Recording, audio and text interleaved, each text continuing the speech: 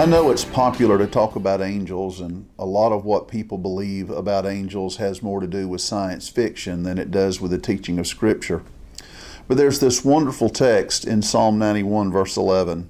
For he will command his angels concerning you to guard all your ways. I remember several years ago when I was pastoring a small church. One Sunday night I was preaching and there was this powerful presence with me. I don't know how to explain what I was experiencing or what I was feeling, but I just had this sense that someone was standing behind me. And it was a very real, palpable presence. Well, after the service, one of the ladies in my church came up and said, Pastor Dan, you need to go speak with Mom. I said, okay. A little lady in the church, in her 80s, her name was Bertie Cowart. Bertie's gone to be with the Lord now.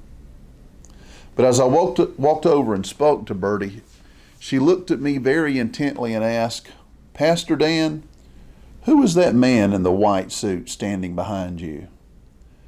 And I looked at her and said, excuse me? And she said, the whole time you were preaching, there was a man in a white suit standing behind you. And while you were preaching, he reached up and placed his hand on your shoulder. No one in the church saw that except a little 80-year-old lady. I knew that there was a presence with me. I could feel palpably a presence of glory, but I didn't see what she saw that night.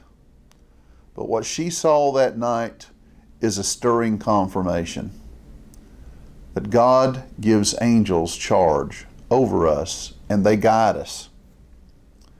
Sometimes we may feel like we've lost our way, and sometimes we may have this sense of abandonment, but we're never abandoned. God's Spirit is always dwelling in us, and God has appointed angels to guard us and guide our way.